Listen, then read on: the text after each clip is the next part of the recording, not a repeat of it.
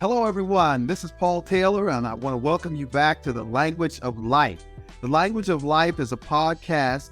It is a platform that focuses on intriguing stories about common life topics such as relationships, finance, and careers, all of the purpose of inspiring, motivating you to success. Ladies and gentlemen, today I am so excited and I am honored. We have with us Mr. Kyle Mcfadden, who is the Senior Director / Managing Director at Cushman & Wakefield. He's a very inspiring person, and I want to introduce to you all today Kyle Mcfadden. Kyle Mcfadden, welcome to the Language of Life podcast. Well, thank you so much for having me on. It is such an honor to be on this podcast. I've watched every episode so far. Really love the direction the podcast is going. So thank you so much for having me today. You are so welcome. Kyle, it's such an honor to have you, man. You're such a great person. Can you just tell us a little bit about yourself, and then we can move from there? Yeah, for sure. So I'm Kyle Mcfadden. As Paul said, Managing Director over at Cushman & Wakefield. So what I do in my professional life is I'm a leasing agent for Cushman. So I represent owners of office buildings and help them develop marketing plans, business strategies, to fill those buildings up and generate value for them and their investors. I've been in this role over 10 years. I actually have only known Cushman & Wakefield as my career throughout my life. Started with Cushman as an intern at 19 years old in Milwaukee, Wisconsin, which is where I'm from, and transitioned over to the DC region right about 10 years ago now.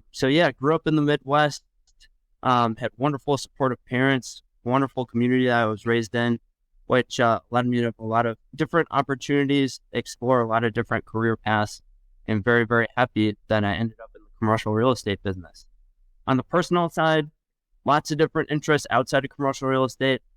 I love the built world around us and the commercial real estate industry, but when I'm not focused on that, love music, love to go running, have a wonderful girlfriend / partner, and a new dog. And we live in the Shaw neighborhood of DC and take advantage of all the different cultural opportunities outside of our doorstep. So really high level overview right there. Wow, that is great. You said some specific things that you talked about music. Wow, that's a very strong entrance of mine. Yeah. Music.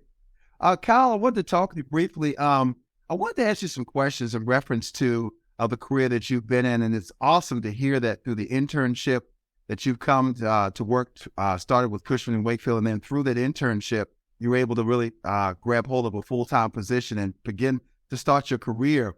It sounds like you're a long-termer, man. That is awesome. Yeah, love labor. Right. Which college did you go to, Kyle? Which college? Yeah, so I had a really unique opportunity to go to the University of Pennsylvania. And the way I got there was throughout my high school career, I was really focused on becoming a college basketball player. My dad played college basketball. His dad played college basketball. I felt the need to carry the torch and continue the Mcfadden legacy of college basketball. So my dream growing up was to eventually play for Marquette. That's a school in Milwaukee that, if you're familiar with the basketball world, a lot of people know about it. But if you're not, a lot of people haven't heard of it. But if you know the name Dwayne Wade, when I was 13 years old, Dwayne Wade was on Marquette. We attended tons of different games. So he inspired me to really want to train and become good enough to get on that team. When I was training for basketball, I decided to push myself an extra level and sign up for the cross-country team. I had no interest in running. I had only interest in basketball, but thought it would help improve my fitness. So when I was in 7th or 8th grade, I joined the cross-country team just to get in shape for basketball. Didn't take it seriously. I was wearing, back in the day, Team Mac 2 high-top basketball shoes. Shorts were down to my ankles because of the Allen Iverson days of basketball. Did not look like a runner at all. And it had very supportive parents. They went to every single game, every single event. This is the first race that I ran, was the first event that my dad chose not to go to, because that's how little seriousness I gave it. And he got a call from my mom that day saying, "Scott, your son just won the race." And he's like, "Oh, that's great." And she's like, "I don't think you understand. There was 400 kids running that race today, and he just won the race." So all of a sudden, my life started to pivot from basketball to competitive running. That opened up an opportunity for me. I had a teammate, and this kind of is a theme throughout my life, is everyone helping each other. And once you've achieved something, trying to bring people up and giving them those same opportunities. So I had a wonderful teammate named Kevin Sullivan in high school. We had a phenomenal high school cross country team. So he had the opportunity to run at the University of Pennsylvania. He spoke to the coach when he was a freshman and a sophomore and recommended that that coach get in touch with me. And he reached out, offered me the opportunity to come out, take a look at the school. And that was, I was able to leverage that into an acceptance to a really illustrious school that otherwise I wouldn't have had access to. So that was a really, really unique opportunity. When I was there, I wasn't really focused on commercial real estate. I did photography in high school, Wow. actually semi-professionally. And that was really my focus. So I was looking at NYU, I was looking at art schools really. But then when the University of Pennsylvania opportunity came up, I felt like I had to take it. Even when I was there, I was enrolled in photography classes. Sociology was my major. Photography was the minor. And I was really focused on African studies and photography. So totally unrelated to commercial real estate. But the economy crashed when I was a freshman in college in 2008. And I had teammates on the track that broke down sobbing because they just got accepted to positions within banks that they were dreaming about getting throughout college. And for instance, Lehman Brothers failed. One guy had a job with them, collapsed on the track sobbing. So I realized pretty quickly, maybe in this environment, I need to pursue something that is a little bit more lucrative and I can explore my interests on the side outside of my career. So started exploring a career in commercial real estate because you're allowed to bring in all the creativity that you would like with photography. It's a people business, so kind of understanding lots of different types of people through my sociology work was very, very helpful. So I thought, you know what, coming from a competitive background, let's try a competitive industry with some ability to be creative. And that's kind of the trajectory that my early career took. Wow, great. I was listening to your story. It's amazing because the different things that you've done and the actual work ethics and principles that you were able to transfer them into different areas that really gave you that push. I also want to give you a congratulations too, because just here recently you received a promotion. Can you talk about that too with Cushman and Wakefield? Yeah, really appreciate that, Paul. And that's something really exciting. So for people who aren't in the commercial real estate world that might be watching this, it's a very tough time in our industry. COVID has turned our industry on its head. Leading into COVID, Washington, D.C. had already achieved record high vacancy rates. We have never had more vacancy in office buildings in Washington than we did in 2018, 2019. So we were in a pretty tough market. Then a global pandemic hit and people were working from home. And people didn't want to come into the office and didn't feel safe coming into the office. So all of a sudden, we were rocking and rolling and battling a tough market leading into it, but doing great. And then all of a sudden, this global pandemic hits and everything stops for about a year. So ever since then, we've just been trying to get more creative, more strategic to make sure we're providing value for our clients and helping them navigate this environment. But, even so, if the market drops out, you can only generate so much activity on behalf of your clients. So there's a lot, I would say, a lot of pessimism that was pretty prevalent in this industry for a year or two. And I think we're starting to turn a corner. But still, the opportunity to celebrate things is further and farther between than we would hope. So I was very, very happy to receive that promotion recently. Something to celebrate and something that we can leverage as a team as we're going out and trying to develop some more business. And it's really just a testament to my teammates and the people around me, more so than me as an individual. This business is very, very team-based. So the fact that I was able to achieve that promotion in a very challenging market speaks to the strength of our platform as a company and the individuals I work with on a day-to-day basis. So really excited to see that come to fruition. That is awesome. Kyle, it's just a pleasure to, work around you. You're such a positive person. I've watched you from afar for a certain amount of time, a long time. And I'm so excited that you are here, that we can talk, because this kind of information is so very important. At the end of this, I want to play a word game, but you've already said one word I heard you say several times just over the last couple of minutes where you talked about team. So I'm hoping Yeah, you can elaborate on that as an acronym at the end of this session. We're moving closely to that. But I want sure. to ask you one more question in reference to, as we draw it to a close, and in your career and having worked in internships and transitioned into a Cushman and Wakefield, and it's so great to hear that you're still with them and you're doing well, you're excelling, you're moving forward. We have college students that are in college. Some of them are possibly at the point of changing their major. Yep. You have some of those students that are moving to graduation time, and they're looking at it, they're trying to figure out, okay, where do I go next? What's my next step? I put in my applications. I've done internships. I've submitted my resume. I haven't heard anything yet. What would you tell that college student that's in that dorm and he or she is thinking about this? What would you tell them right now? What would be your words of encouragement or direction for them? And how would you give them direction right now? What would you say to them right now? Because there could be someone listening right now. Oh, yeah, definitely.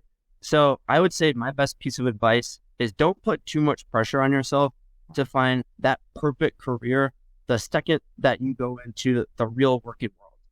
I think life is about experiences, and experiences build off of each other. Mm-hmm. By getting your foot in the door in the professional world, wherever it may be, all of a sudden your network has expanded exponentially. You've come across problems that you've never had to face in the rest of your life. And that can inform then your next step and your next step and your next step. So it's really about just getting going and building that momentum. But one thing I want to circle back on, and this was really the most important thing in my life, is prior to that point where you're graduating college or looking for your first job, I think it is incredibly important. If you have a talent, if you have an interest, make sure you just take that one extra step to develop it a little bit more. Put yourself out there, take a little bit of a risk, and really dive headfirst into something, because there's 330 million people in the U.S. I think a lot of people just kind of paint by the numbers and go throughout life, which is great. But all it takes is just showing that one extra step of initiative, and it's infectious. A future employer is going to see that and be really impressed that you took that step. So, for instance, in my life, when I was in high school, I came from a wonderful public school system that I was involved in, fairly well-to-do families for the Midwest, which is different than where we are in Washington, totally different ballgame. But internships weren't super common when I was growing up and where I grew up. So actually, I think it's very important to have mentors in your life that push you to take that step initially, and then it's incumbent on you to keep building. So when I was a kid, my mom actually saw, hey, he has such an interest in photography. He's riding his bike to downtown Milwaukee and taking photos all day long. Let's see if we can help develop this. So she reached out to some local photographers and asked if they would take on an unpaid intern for a summer, totally unbeknownst to me, and then came and proposed this idea when a couple of people engaged with her. And that allowed me to start getting the photography experience, which got me the internship with Cushman, because at first I was actually a marketing intern. Then I took that marketing internship, built it into a research internship for Cushman, and then leveraged that to a brokerage position. So without that initial push to start developing those interests, which was led by a parent, I would never be where I am today. So for any parents listening, if your child has a talent or an interest, help provide that pathway to really allowing themselves to develop it and differentiate themselves. And then for anyone who's a college student or a little bit younger, if you get those opportunities, keep building off of it, because at that point, I feel like experiences are keys that unlock other opportunities for you. So just keep developing those experiences. And as long as you show that level of engagement, people are going to want to hire you and work with you and partner with you in the future. Wow. Great. Awesome. Kyle, I want to say one more thing too, before we move to this word game, that I can tell your parents have done an excellent job with you, Kyle. Excellent job. Yeah. They're wonderful people. Wonderful people.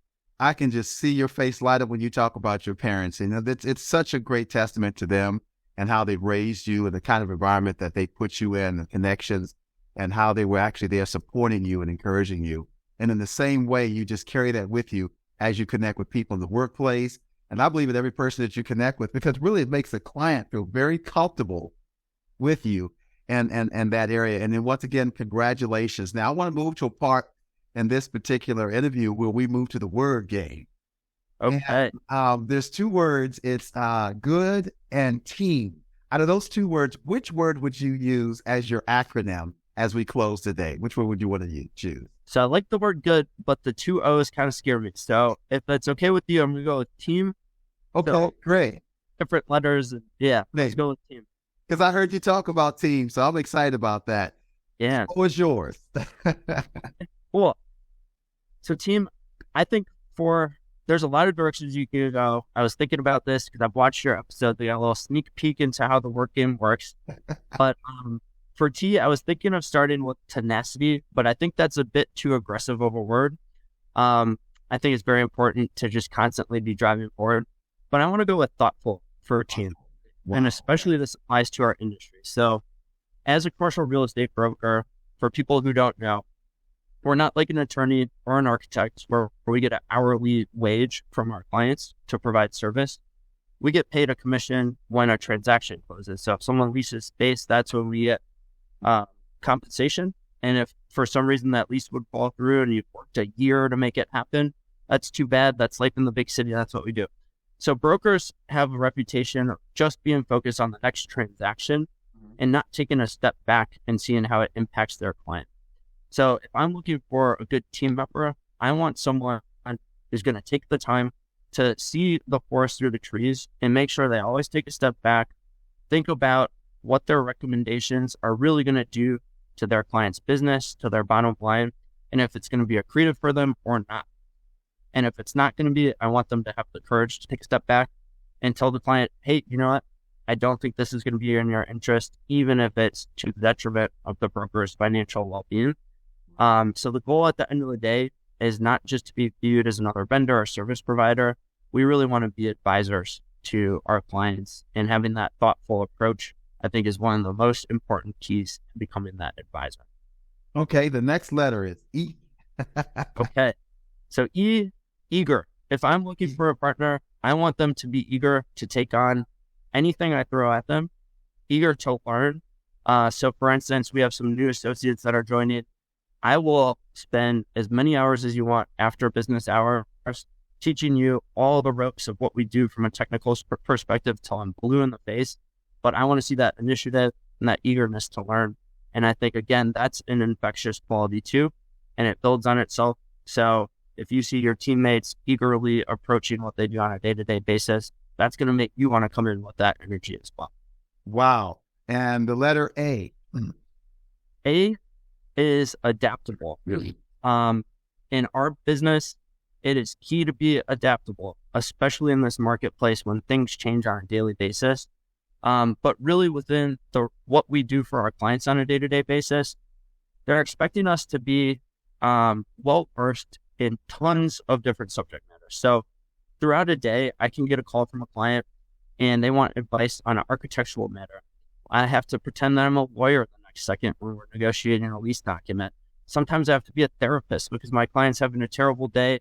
Something bad happened within their portfolio and they need someone to talk them through it and make them feel like they're going to be safe moving forward and into a good direction.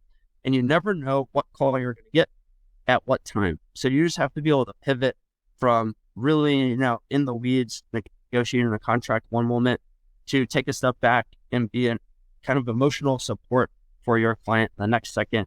And someone who is able to do that is going to be very successful, not only in our business, but in the general professional world, because it's quite an asset to be able to jump from one thing to the next and be thoughtful about how you handle that. Wow, being adaptable. And then the last letter is M. So if any of my colleagues are watching this, they're going to laugh at me, but I think meticulous. And I am a bit of a stickler. I really do like to get into the weeds and into the details on things. But I think there's so many people in every profession that do a wonderful job at what they do, but don't take that extra step to really make sure that all the T's are crossed, all the I's are dotted, and just bringing that level of detail to the table. So I think a huge asset is it's not fun to make sure that you're constantly double checking everything, making sure that you're providing the best product you possibly can provide, but taking that extra step to do extra reviews, consult with partners to make sure you're going down the right path is really valuable, and it builds trust between you and a client or you and your team members when they know that, if Kyle or my partner John or anybody sends something out, it's going to be 99% there, if not perfect. And it just makes everyone breathe a little bit easier and trust in what you're doing on a day-to-day basis. Wow. Ladies and gentlemen, you have heard it from the person that knows a great deal about what he is doing, Mr. Kyle Mcfadden.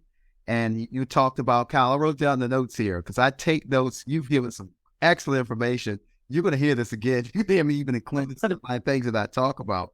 When you talked about being thoughtful, that is so very important when your client is knowing that you have their best interests at heart. You talked about eager to learn. I always say the greatest teacher is one who remains teachable. And it sounds like even as you go into this, that you're learning as you go along and you're finding out what your client wants. And adaptable. That is so powerful right there. You're able to transition and adapt to that of what you're confronted with to make sure that the client gets what they want. Meticulous. Attention to detail. Wow. Follow through. So important. And the word team. Together, everyone achieves a mission on an assignment, And so with that, ladies and gentlemen, we have heard from one of the up and coming, I believe, Kyle, the sky is the limit. You're going to break the glass ceiling. You're going to break the glass ceiling, man. You are definitely moving to a place where so much influence that you're acquiring now that you'll be able to really give direction. You're giving direction. Let me say that. You're giving direction. And again, I applaud you. I congratulate you on what you're doing, a job well done. I know, and I want to ask you this, Kyle. Would you be interested in coming back? I would love to come back. I would absolutely love to come back. And before I leave, I have to say, for anyone who's listening, Paul is such a phenomenal brand ambassador for Cushman & Wakefield, and that's what I think your title should be, is really brand ambassador. He's the first person we see every day to make sure everything runs smooth. So it's an honor to work next to you, and I'm so honored that you'd want me to come on to the podcast. So thank you so much. Always happy to come back. Thank you. Oh, man, Kyle, you surprised me. Thank you so much, Kyle. And for those who are listening today, if you like this page, if you like this podcast, please share it. Share the link, select a like.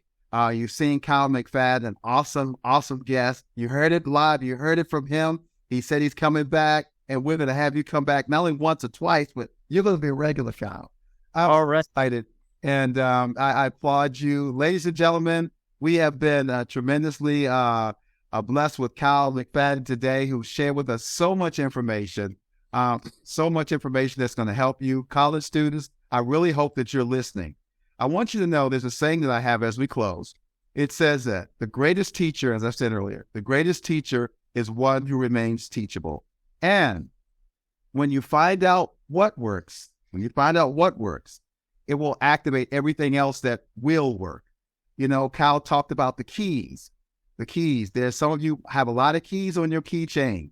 And out of all of those keys, one of those keys fits into that door that unlocks the door to your success, to your greatness, to what it is that you want to be. And so I'm excited. Kyle, once again, thank you so much. Ladies and gentlemen, we have had a great time today. And we just ask that you share this page, like this page, let people know that Kyle Mcfadden is on his way. It's been a pleasure. Thank you so much, Paul. All righty. Thank you all. See you next time. Have a great day. Thank you, Kyle. See you, buddy. Bye. Bye now.